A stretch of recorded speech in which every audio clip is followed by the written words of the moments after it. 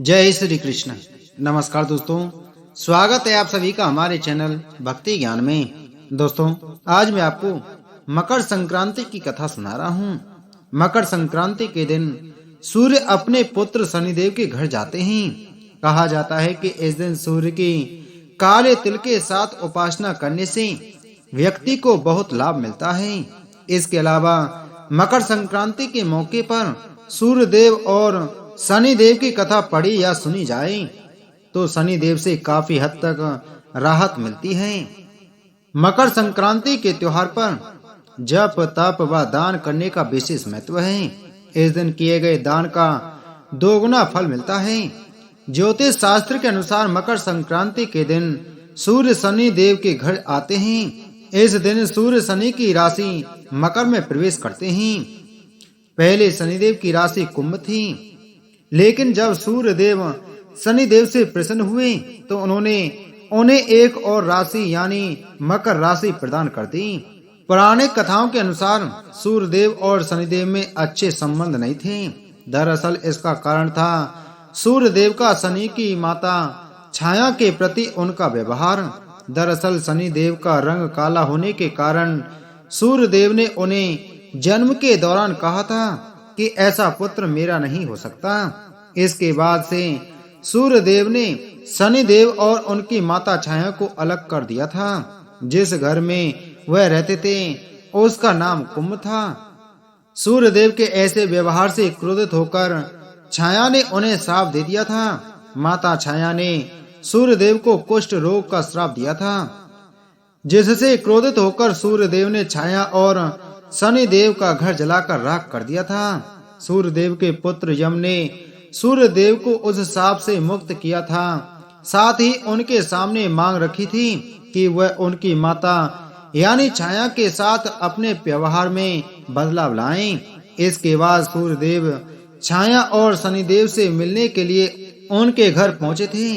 जब सूर्य देव वहां पहुंचे तो उन्होंने देखा कि वहां कुछ भी नहीं था, सब कुछ जलकर बर्बाद हो गया था। इसके बाद शनिदेव ने काले तिल से अपने पिता का स्वागत किया था। शनिदेव के ऐसे व्यवहार से प्रसन्न होकर सूर्यदेव ने उस दिन उन्हें नया घर दिया, जिसका नाम था मकर। इसके बाद से ही शनिदेव दो राशियों कुंभ और मकर के स्वामी हो गए।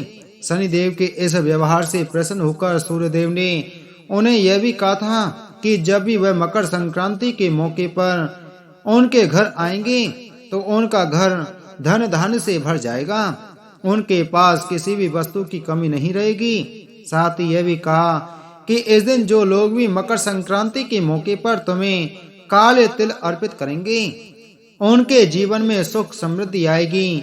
इसलिए मकर संक्रांति के मौके पर सूर्य देव की पूजा में काले तिल का इस्तेमाल करने से व्यक्ति के घर में धन धान्य की कोई कमी नहीं रहती है।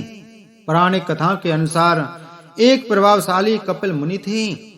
उन पर राजा सगर के पुत्रों ने देव इंद्र का घोड़ा चोरी करने का झूठा आरोप लगाया था, जिससे क्रोधित होकर कपिल मुनि ने राजा सगर के 60,000 पुत्रों को भस्म करने का श्राप दिया। इंद्रदेव के द्वारा ऋषि से माफी मांगने पर कपिल मुनि का गुस्सा शांत हुआ। उनकी माफी पर कपिल मुनि ने उपाय के तौर पर बताया कि मां गंगा को किसी भी तरह पृथ्वी पर लाना होगा। राजा सगर के पोते अंशुमान और राजा भागीरथ की अधिक तपस्या करने के बाद पृथ्वी पर मां गंगा प्रकट हुई। धार्मिक मान्यता के अनुसार इसके बाद जब राजा सगर के 60,000 पुत्रों को मोक्ष की प्राप्ति हुई, तब से हर साल मकर संक्रांति का पर्व मनाया जाता है। मानता है कि मकर संक्रांति पर गंगा स्नान और दान करने से इंसान के सभी बुरे पाप खत्म हो जाते हैं और पुण्य की प्राप्ति होती है। इस दिन गंगा स्नान करने से 10 अश्वमेध यज्ञ और 1000 गाय दान करने के समान शुभ फल की प्राप्ति होती है। इस दिन कई चीजों का दान करने से सभी कार्यों में सफलता हासिल होती है और घर में सुख शांति का आगमन होता है। गंगा स्नान से साधक को मोक्ष की प्राप्ति होती है। मकर संक्रांति के दिन सूर्योदय से पहले स्नान करना उत्तम माना जाता है। मकर संक्रांति के दिन पर भगवान सूर्य की पूजा की जाती है और उन्हें जल चढ़ाया जाता है। कई जगहों पर लोग सूर्य देव के लिए व्रत भी रखते हैं और अपनी श्रद्धा अनुसार दान करते हैं।